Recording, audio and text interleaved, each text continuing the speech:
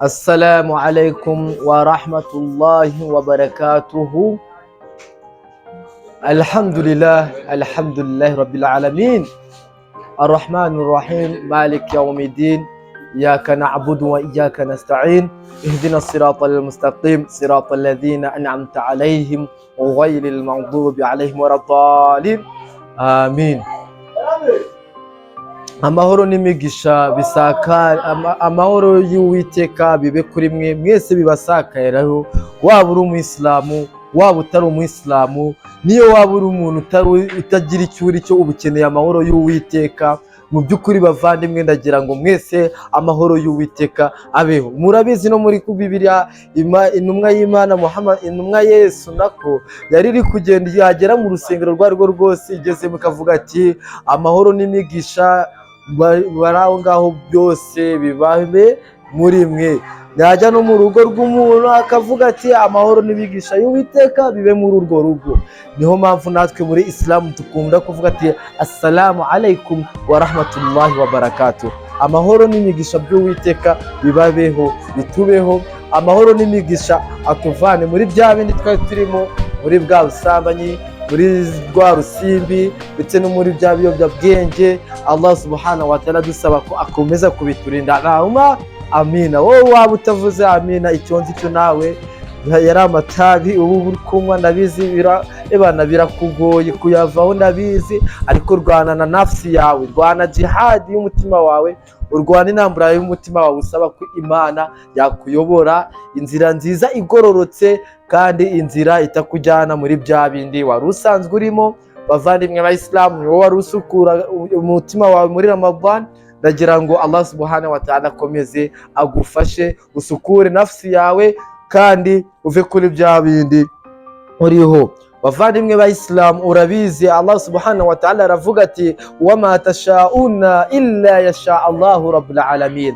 Ngo Allah subhanahu wa ta'ala ntabwo uwo yayoboye ntabwo ugomba kumuyobya, kuko niwe uyobora, ayobora uwo ashatse, kandi uwo yayoboye nta wamuyobya keretse wa wundi ufite irari ry'umutima we. Uwo uyo yayobye nawe ntago ashobora kuba yagaruka.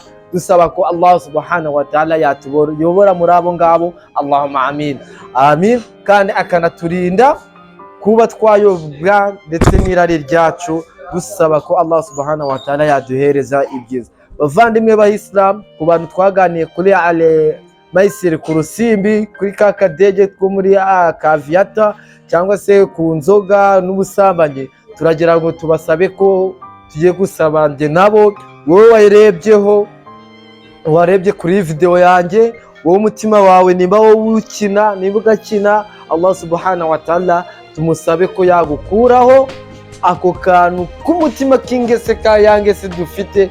Mu by'ukuri tukaba twasaba Allah subhanahu wa ta'ala, uramenye nuwibesha, kuko Allah subhanahu wa ta'ala ntabwo ushobora kumubesha. Allah subhanahu wa ta'ala nta n'ahantu na gato wakwigereranya nawe. Ibyo byose waba ugiye gukora, abantu bawe urabatsimba, mama wawe ukamutsimba ibyo ugiyemo, ariko Allah subhanahu wa ta'ala ni mucakira, nawe ntabwo uzamukwepa. Bavandimwe b'Abayisilamu, murabizi ko balil insanu ala nafsihi basira, mu by'ukuri buri roho yose irizi.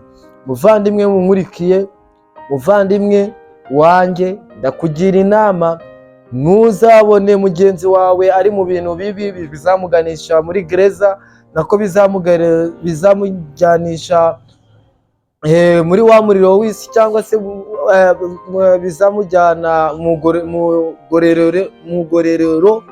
Mu by'ukuri bavandimwe, dusaba ko Allah subhanahu wa ta'ala azaturinda kuba kwisanga hari.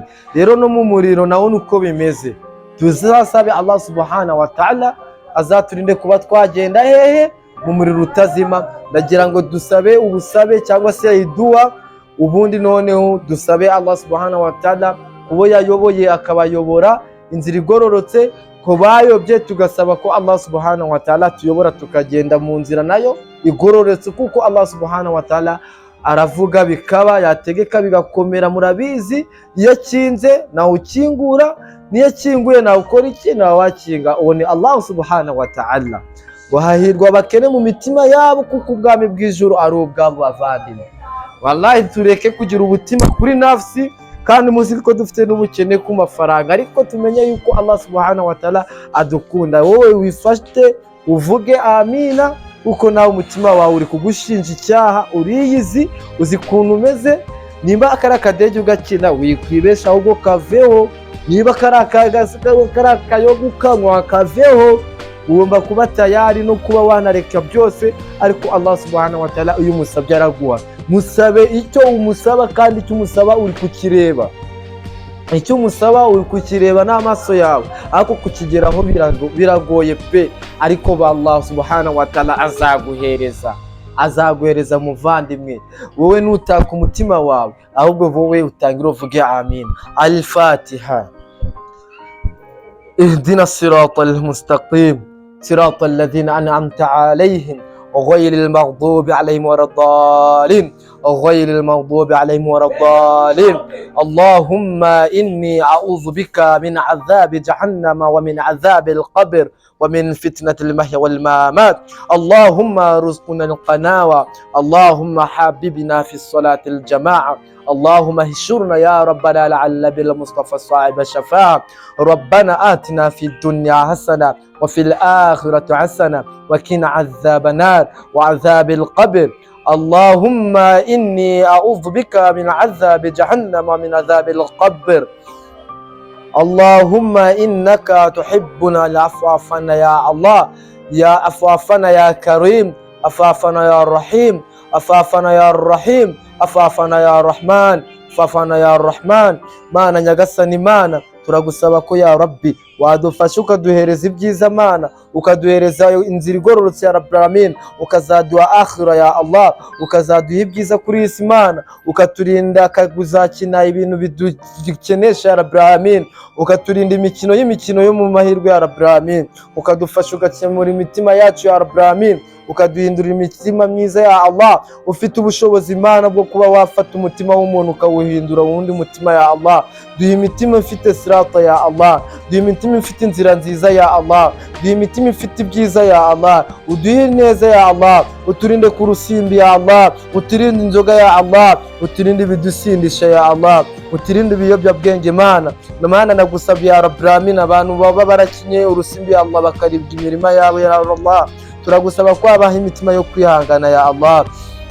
Mana nyagasani, Mana turagusaba tukweretse n'abantu bari bafite amamodoka n'imitungo ihambaye ya Allah, ariko bakaba barabibuze ya Allah kubera urusimbi ya Allah. Turagusaba ko wabahereza ya Allah kwihangana ya Rabbil Alamin, ukazabaha n'ibyiza ya Allah, ukabaha amafunguro yavuye mu nzira za haram ya Allah, ukabaha amafunguro aturutse muri halal ya Allah, ukabarinda ibisa nka haram ya Allah. Ya Allah turaguha ko waduhereza amaso yo gushishoza ya Allah Rabbil Alamin, ukaduha kutazajya tukinira insimbi ya Allah. Mana nakweretse abantu bari gukina aviate ya Allah, mweretse abantu bari gukina gorogori na ada ya Allah, mweretse abantu bari gukina na za gorigori ya Allah, mweretse abantu bari gukina vacina win ya Allah, n'abari kugura za doro ya Allah. Abo bose bahinzira igororotse ya Allah, ubarinde ibyo bintu barimo Mana, ubarinde ibyo bintu barimo Mana, ubarinde bya Allah bizasa nkaho bazajya gukina yari amafaranga ya Allah. Nta mafaranga dukorera iminsi yose ya Allah,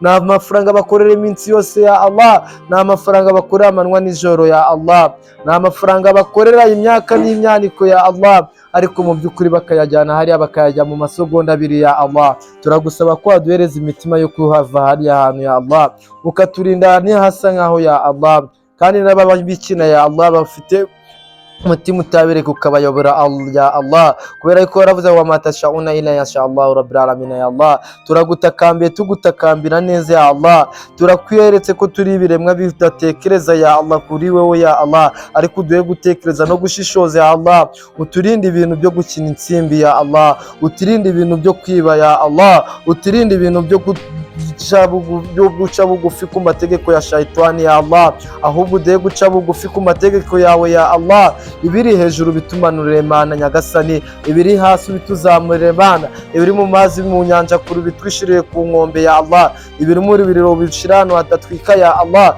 ibiri mu mwijima ubishire mu rumuri ya Allah. tugusaba ko Mana wadufasha ukazaduhereza ibyiza hano kuri isi ndetse no ku munsi w'imperuka ya Allah. Mana tukweretse abantu bazakora exit uyu mwaka Mana nyagasani ya Allah, ubahereze kutazahomba amafaranga yabo baturutse ku babyeyi cyangwa kuri bo ya Allah bayakinye urusimbi ya Allah.